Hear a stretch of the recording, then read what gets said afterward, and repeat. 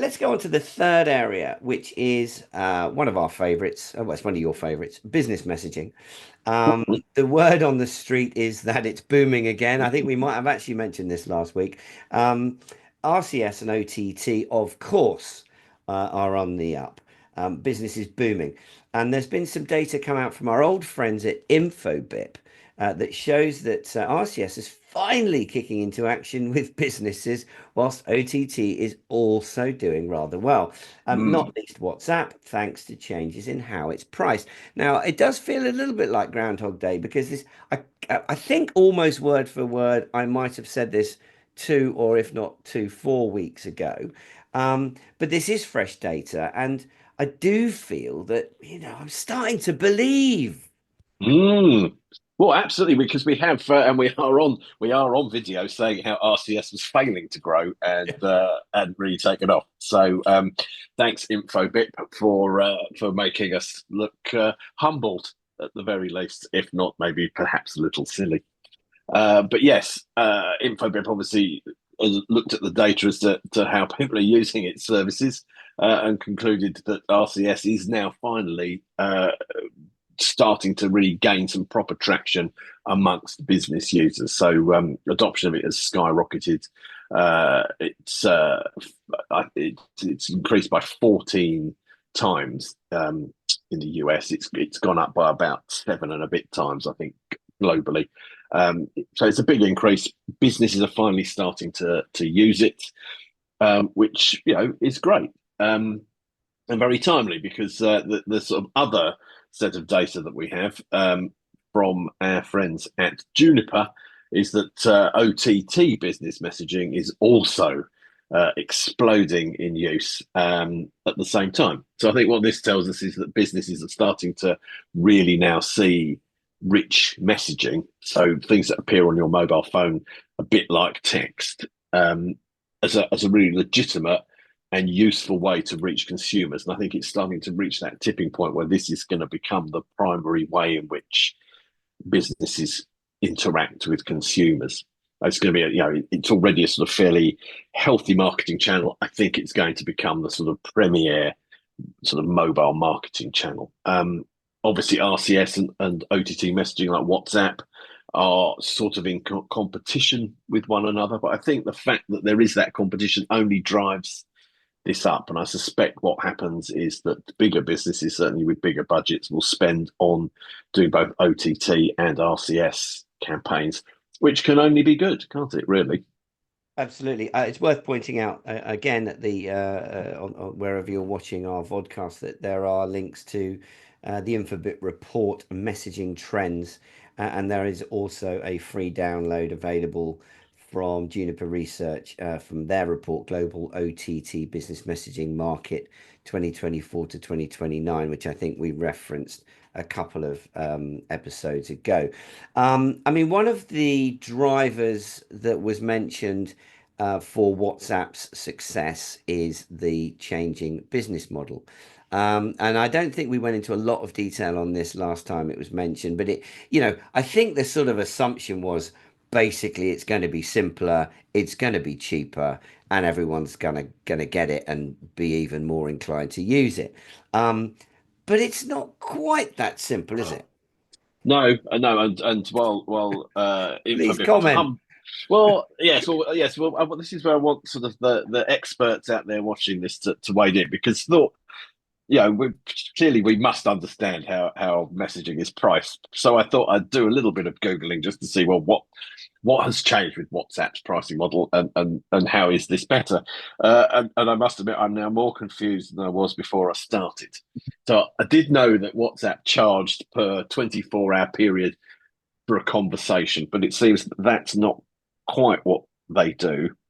Um, and what they do charge depends on the type of customer you are, the type of person you're reaching, the region you're in, and what kind of conversation it is.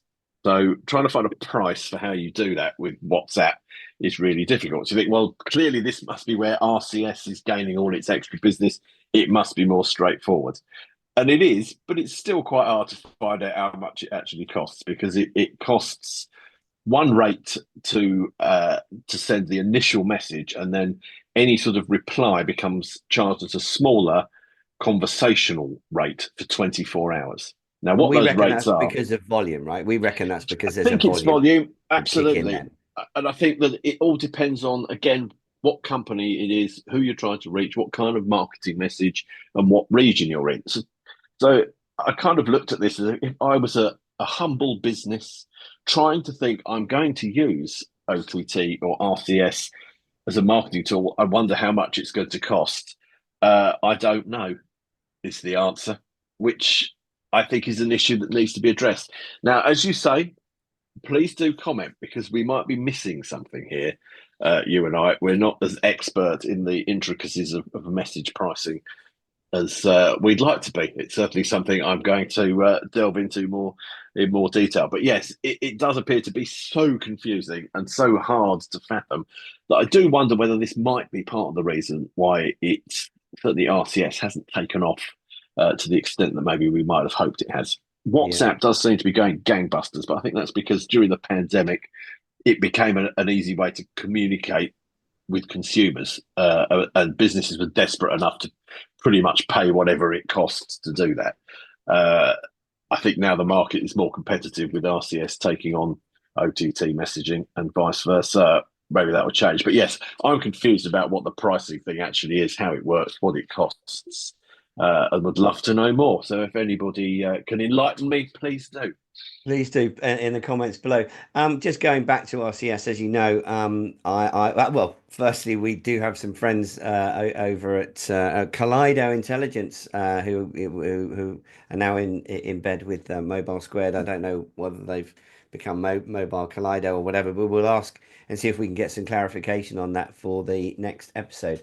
What is sort of slightly frustrating, I think, is that one of the headline with regards to ICS is that it's surged by 500% in a year as businesses start to see the potential and the price starts to look right.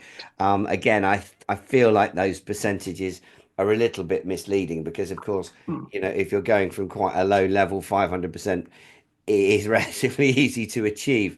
So I'm not necessarily sure that that's a great endorsement of RCS. But what I would say from sort of my anecdotal evidence is that, when we were starting to talk about RCS surging 3 years ago, and I made the point as the only Android user in the telemedia industry, I think, that, I'd yet to receive one. And of course, I've still only received a couple. But interestingly, the companies that have been sending me RCSs have not been massive brands. They've not been the big supermarkets. They've not been the big retailers. They've been my local picture house, which are using Yeah. RCS to send out their tickets, which is very handy.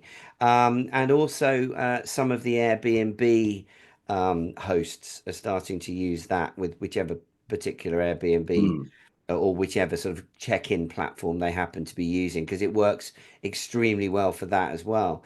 With app downloads and all those kinds of things, it's kind of built into the message. So, I can honestly say it is working, and when you receive one, the experience is great. And I think that that's just me talk. That's my actual experience, but.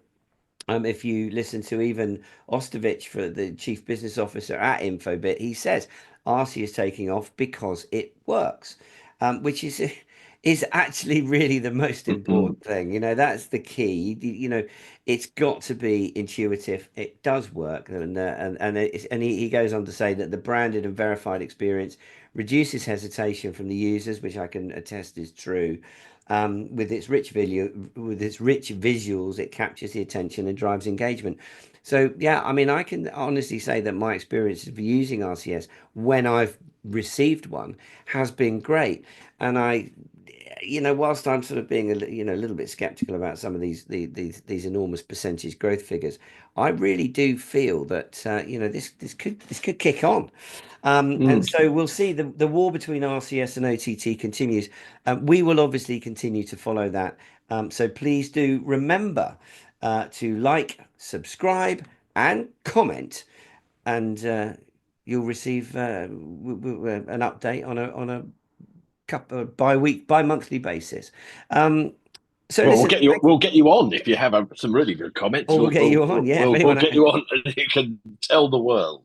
especially on that pricing one. So listen, thank you everyone for listening. Paul, thanks for joining me. I'll see you in a couple of weeks' time with more hot off the press telemedia news, everything to do with value-added services, selling premium content, how people pay for it, how you're going to engage those customers, and how you're going to keep those customers coming back for more. So until next time, goodbye. Goodbye.